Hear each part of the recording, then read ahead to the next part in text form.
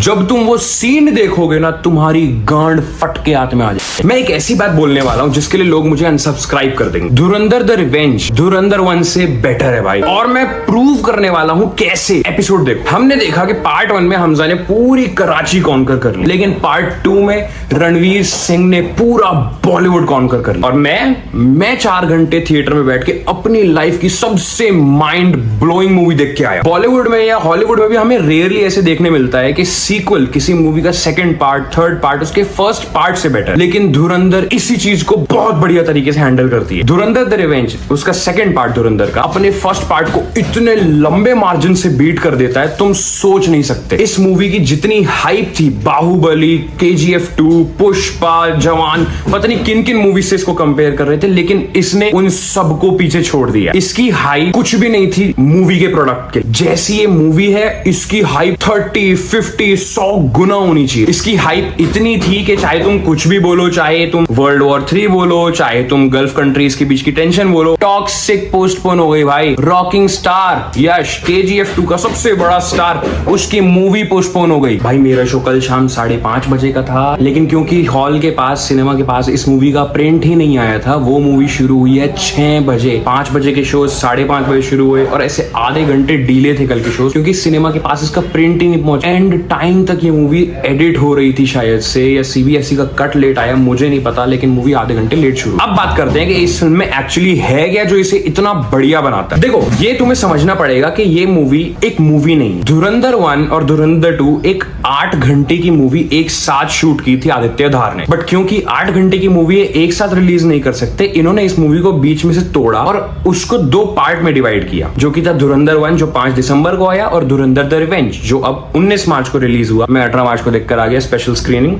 But अगर तुम इसको एक मूवी के पर्सपेक्टिव से देखोगे, तुम्हें थोड़ा सा अजीब लग सकता है, थोड़ा सा अटपटा। मूवी की पेसिंग, मूवी की स्टोरी, मूवी के कैरेक्टर्स तुम्हें थोड़े से अजीब लग सकते हैं, बट तुम इसको मेरे तरीके से देखो। क्योंकि ये मूवी एक साथ शूट हुई थी, तो तुम समझो कि पूरी धुरंधर एक 8 घंटे की मूवी है। बट अगर तुमने उसको बीच में से काट दिया, जहां धुरंधर 1 एंड हुई थी, वो टेक्निकली उस 8 घंटे की मूवी का एक इंटरवल ब्लॉक है। तो technically Dhurandhar the revenge second half है, सेकंड पार्ट नहीं। और अगर तुम धुरंधर द रिवेंज को धुरंधर का सेकंड हाफ समझ के देखोगे, तुम्हें एक अलग एक्सपीरियंस मिलेगा। क्योंकि इस मूवी की पेसिंग, इस मूवी की स्टोरी, कैरेक्टर्स, गाने, इसके जो भी सीक्वेंसेस हैं, वो एक मूवी के तौर पे सेट नहीं है, वो एक सेकंड हाफ के तौर पे सेट है। तुम्हें कोई स्टोरी बताई नहीं जाती है इतनी ज्यादा, तुम्हें सीधे खड़ा कर दिया जाता है एक्शन के बीच में। हमें इस मूवी में काफी सारे प्लॉट्स दिखाए जाते हैं कि जसकीरत सिंह रांगी की पास्ट स्टोरी क्या है, हमजा कैसे कराची की गैंग्स में अपनी पकड़ बनाता है, कैसे वो ऊपर जाता है रैंक्स में, कैसे वो बड़े साहब इकबाल के बीच में और उनका क्लोज नेट ग्रुप में आता है, क्या उजैर अपने भाई रहमान बलोच की मौत का बदला ले पाता है। और इस मूवी का भाई सबसे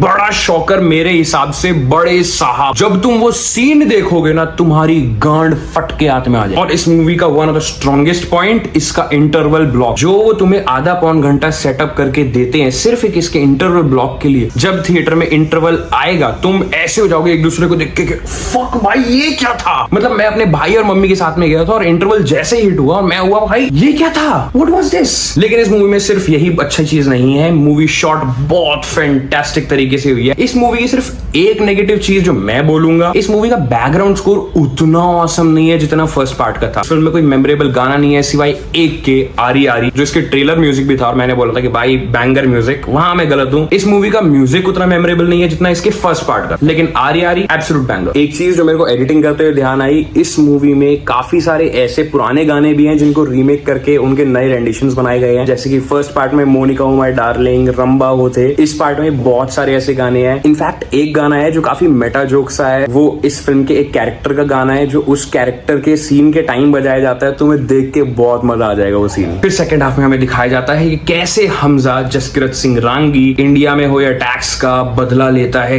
कैसे वो प्लॉट करता है खनानी, इकबाल, मीर, भुट्टो भी बड़े साहब के अगेंस्ट, कैसे अटैक्स प्लान करता है, कैसे वो इंडिया में जो उनके इन्फिल्ट्रेटर्स बैठे हैं, गद्दार बैठे हैं, जो उनके अंदर ही इंफॉर्मेशन दिए जा रहे हैं टेररिस्ट को, उनको कैसे खत्म करवाता है, कैसे इंडिया के बड़े बड़े डॉन, माफिया, इन सब को भी खत्म कर देता है। लेकिन भाई मैं तुम्हें एक बात बोलूंगा, इस मूवी का one of the best part इसके फाइनल बैटल के भी बाद में, जो तुम्हें आखिरी में फाइट सीन देखने को मिलता है इकबाल और हमजा के बीच में, उसके बाद भी मूवी है और वो मूवी का one of the best part है। इस मूवी के अगर मैं पॉजिटिव्स के बारे में बात करूं तो भाई सब कुछ, लिटरली सब कुछ। ये मूवी अपने हाइप पे लिव अप करती है, अपने हाइप को अच्छे तरीके से जस्टिफाई करती है। काफी पुरानी मूवीज जैसे कि बाहुबली, पुष्पा 2, बाहुबली 2 और साउथ की जितनी भी हमें कचरा मूवीज देखने को मिलती है ना, उन सबको तोड़ के आगे निकलती है और सेट करती है एक ऐसा एग्जाम्पल आने वाली मूवीज के लिए कि भाई ऐसे बनाओ। एक एक्टर जो इस मूवी में अपनी छाप छोड़ जाता है, फर्स्ट पार्ट में तुम्हें दिखा, सबको दिखा कि रहमान डकैत अक्षय खन्ना ने क्या काम कर दिया था, रणवीर सिंह को भी ओवरशैडो कर दिया। लेकिन इस पार्ट में रणवीर सिंह दिखाता है कि भाई वो किस कैलिबर का एक्टर है, क्यों उसको लोग कहते हैं कि ये रणबीर कपूर से भी वर्सेटाइल एक्टर है। दिखता है, तुम्हें फील होता है रणवीर की आंखों में जो उसके इमोशंस हैं, एक एक सीन, एक एक गाना जो भी इस मूवी में आता है, एक एक फाइट सीन तुम्हें फील होएगा, उसके अंदर जो भी चीज है तुम्हें भी महसूस होगी। अगर रणवीर गुस्सा है तुम्हें भी गुस्सा आएगा, अगर वो खुश है, अगर वो रो रहा है तुम्हें भी रोना आएगा। जो उसके पास की स्टोरी दिखाई जाती है तुम्हें वो इतनी इमोशनल लगेगी,